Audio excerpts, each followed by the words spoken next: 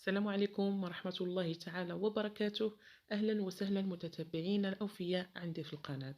اليوم جبت لكم خبر حصري وخبر عاجل في القضية اللي كلنا متابعينها ومازال كنستناو المستجدات تاع الشرطة والحقيقة علاش هاد السيدة هادي صفات هاد الزوج ديالها. يعني انا بقيت كنبحث على هذه القضيه هذه مادام انني يعني تطرقت لهذا الموضوع هذه في القناه ديالي، فكل يوم كنبحث في الصحافه الالكترونيه عبر مواقع التواصل الاجتماعي. ولحد الساعه ثار الانتباه ديال واحد الصحفي اللي هو ابن منطقه مارتين، الاسم ديالو حسن الفيلالي. نزل واحد الفيديو عبر موقع الفيسبوك. هاد السيد هذا حكى واحد الوقائع اللي صادمه وما غاديش تصدقوها نهائيا اذا تابعتوا معايا الفيديو. انا ماشي كنقول لكم تابعوا الفيديو غير باش تكملوا الفيديو كله، ولكن بسبب ديال يعني كل مرة يعني اليوتيوب كيخرج قانون جديد بالخصوص القنوات على اليوتيوب، فما نقدرش انني ننزل لكم هذا الفيديو عندي في القناة. الا بغيتوا تيقوا الهضره ديالي اللي انا كنقول لكم غادي تدخلوا الفيسبوك وتقلبوا على الباج او الصفحه ديال حسن الفيلالي، وغادي تسمعوا الاوديو يعني الفيديو عفوا اللي حاطه صوت وصوره. انا ملي سمعت الهضره ديالو جاني هاد السيد معقول، ومادام بين يعني الوجه ديالو وكيهضر بكل طلاقه وبكل يعني مصداقيه، فالكلام ديالو كله صحيح.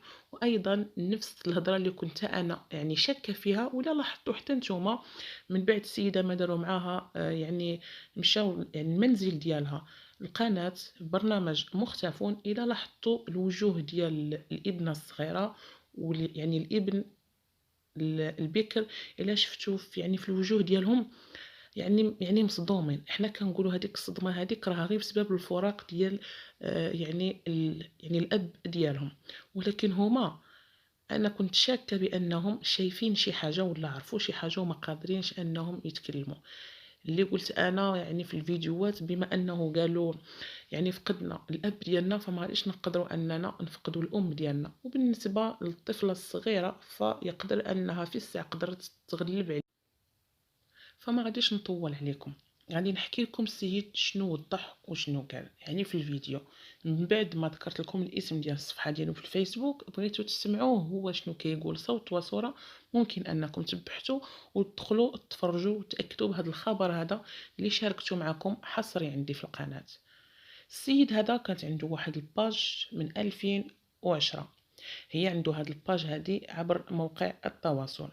فواحد المعلومه اللي كنا خاطئين، بان السيده مشات في 2012 يعني البرنامج ديال مختفون باش تبلغ بالاختفاء ديال الزوج ديالها. ولكن هاد السيد هذا قال في الفيديو ديالو انها هي يعني مشات للبرنامج في 2014، عاد مشات للبرنامج بلغت بالاختفاء ديال الزوج ديالها، يعني من بعد عامين على الاختفاء ديالو عاد مشات للبرنامج ديال مختفون باش تبلغ على الزوج. والسيد قال بانها جات عندي في 2010. في 2010 قال لي جات عندي، جابت لي واحد الظرف يعني قال اللون ديالو بالضبط بانه صفر، ظرف صفر وفيه الصوره ديال الزوج ديالها. قالت له بغيتك تنشر لي الصوره يعني بغيت كنقلب على الزوج ديالي راه اختفى في ظروف غامضه. بما ان السيد عنده صفحه في الفيسبوك فباغي انه يعني يجمع المعلومات على هذا السيد هذه باش ينشرها للناس يقدروا يساعدوها. فقال لها احكي لي كيفاش السيد ويعني كيفاش اختفى. هنا يعني هاد يعني بعض الاحداث اللي حكاهم هاد الشخص هذا او هاد الصحفي هذا، فهي ما قالتهمش في مختفون.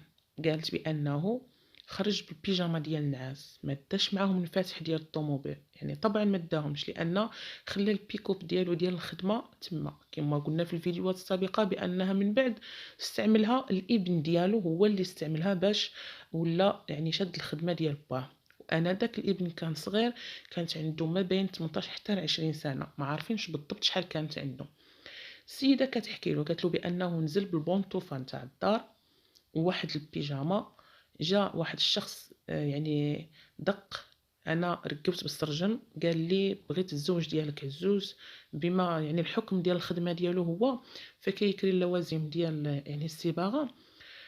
فيعني قالت له بانني مشيت عند الزوج ديالي قلت له راه فلان كيلغى لك، خرج عنده خرج، ما داي لا مفاتح ولا بطاقه يعني الهويه ديالو ولا حتى الهاتف ديالو، ما دا حتى شي حاجه، كلشي خلاه.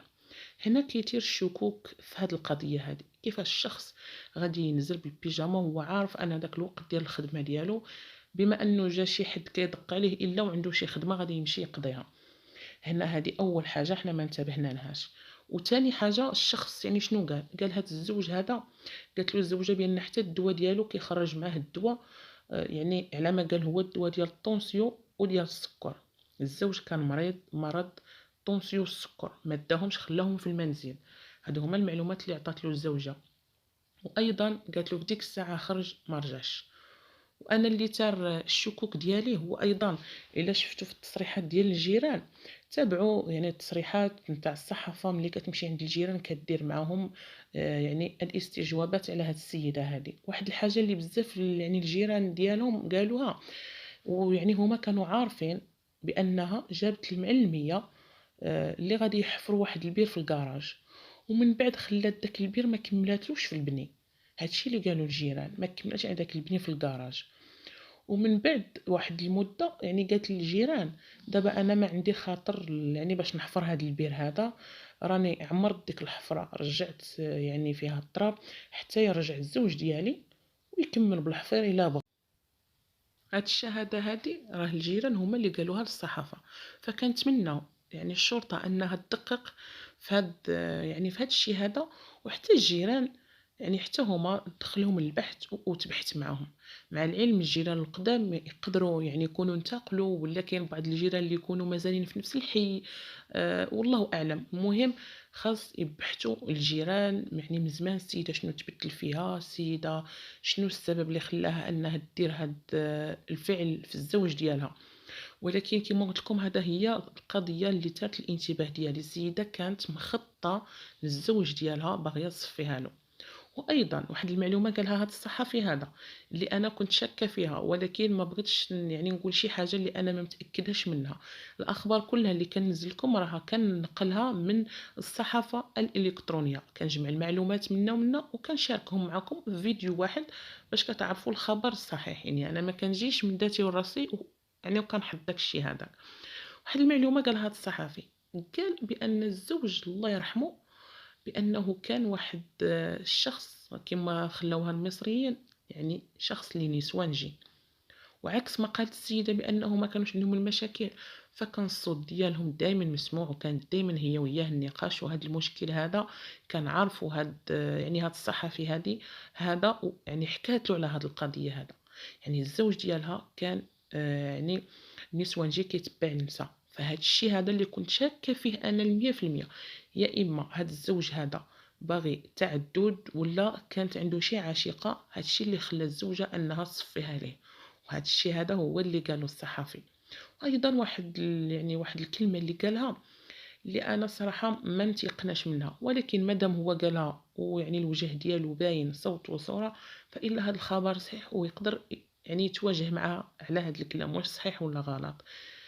وايضا الناس تاع ديك المنطقه هذيك هما اللي غادي ياكدوا هذا الخبر واش يعني غير يعني هذا الخبر غير كذوب ولا يقدر يكون صح. بان هذه الزوجه هذه كانت معنى الكلمه بانها شوافه، كانت كتشوف بالكارطه. وهنا في كانت تعرفت على الزوج ديالها، ولكن بعد ما تزوجت عفى عليها الله و... والتزمت بالمنزل ديالها والتربيه ديال الابناء ديالها. والزوج كان غير واحد يعني صباغ اللي عادي. من بعد ان شاء الله كون الحياة ديالو وشرى اللوازم ديال الصباغة، وجاتو فكرة انه يبقى يكريهم وكبر المشروع ديالو. واحد الحاجة اللي تار ليها ايضا الصحفي قال بانهم كان عندهم غير يعني سكنة لتحت، ما كانوش عندهم جوج سكنات. السيدة كيفاش غادي تقدر انها تصفيها للزوج ديالها وما يعني ما ساعدها حتى شي حد. والشك ايضا بان الابناء ديالها كانوا حاضرين وشافوا داك الشيء. ولا لاحظتوا في الوجوه ديالهم رجعتوا للفيديو اللي منزل في دوزة في برنامج مختفون، بان عليهم واحد الصدمه اكثر. هي البنت الصغيره مصدومه والام ديالها كتحاول كتهضر معها وكتشوف فيها. يعني البنت عارفه شي حاجه ولا شايفه شي حاجه وما قادراش تتكلم. ولكن حنا كمشاهدين في داك الوقت يعني غادي نقولوا راها مصدومه غير على الفراق ديال الاب ديالها. وهاد الصدمه هذه راها يعني عادي، ما يعني ما غاديش تبين شي حاجه اللي غادي تخلينا نشكو بانهم عارفين شي حاجه. وأيضًا ما قالتش بأن يعني الزوج ديالها كان عنده شي مرض اللي مزمن، وما قالتش بأنها في داك البرنامج بلا خرج غير بالبيجامة، عكس ما قال هاد الصحفي هذا. وهاد الأخبار هادي اللي قالوا بأن الأخ ديالها متورط معاها. فأيضًا فكنكتشفوا بأن يعني السبب اللي خلّى الأخ ديالها باش يبلّغ عليها أنه كانت بينه وبين الأخت ديالو شي بقعة أرضية، كيما قلت لكم طمع الدنيا وما يدير. فهنا يعني ما تفاهمش هو وياها، فقال غادي نبلّغ عليها وغادي نحيدها بالطريق نتاعي وكلشي غادي يبقى ليا أنا. في ديك الساعة أنا غادي ندخل للسجن، راه أي حاجة غادي نطلبها بها غادي تسنيها عليا، غادي تسني على الوراق.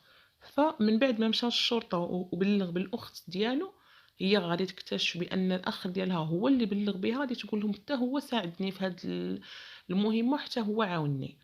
ولكن كما قلت لكم هاد السيدة هادي، وأيضًا قالها الصحفي، ما غاديش تقدر دير هاد. كما شفتوا الشخص في الصور ديالو باينة واحد يعني واحد الشخص اللي هو ذو يعني قوة جسمانية، واحد الشخص اللي هو صحيح ما غاديش تقدر له هي بوحدها. فضروري ما غادي يكون عاونها شي حد، يا إما غادي يكون عاونها الابن ديالها، فما نظنش لأنه كان في ديك اللاج صغير، ولا غادي يكون عاونها الأخ ديالها. يعني السيدة ما دارش داك الشي من ذاتها لراسها، يعني ماشي غير بوحدها. أيضا كاينين بعض التعاليق اللي كيقولوا السيدة قالت في برنامج مختفون كانت عندها 33 سنة، يعني 33 سنة هذه ديال الزواج. وبالنسبة إلى زدنا عليها 18 سنة ديال الابن في ذاك الوقت، ونزيدو عليها 12 سنة، هي 63 عام اللي عند السيدة حاليا. يعني راها في الستينات دابا في هاد الوقيته هادي. الناس اللي كيقولوا يعني في الربعينات ولا الخمسينات، راه ما يمكنش. السيده مادام 33 سنه زائد 18 زائد 12 63 عام اللي كاين عند هاد الزوجه هادي. فكما قلت لكم هادو هما المعلومات اللي يعني صدموني انا الصراحه. من بعد ما عرفت السيده انها كانت شوافه كتضرب الكارطه من بعد ما تعرف عليها الزوج، وايضا الزوج حتى هو كان نسوانجي، هذا هو السبب نتاع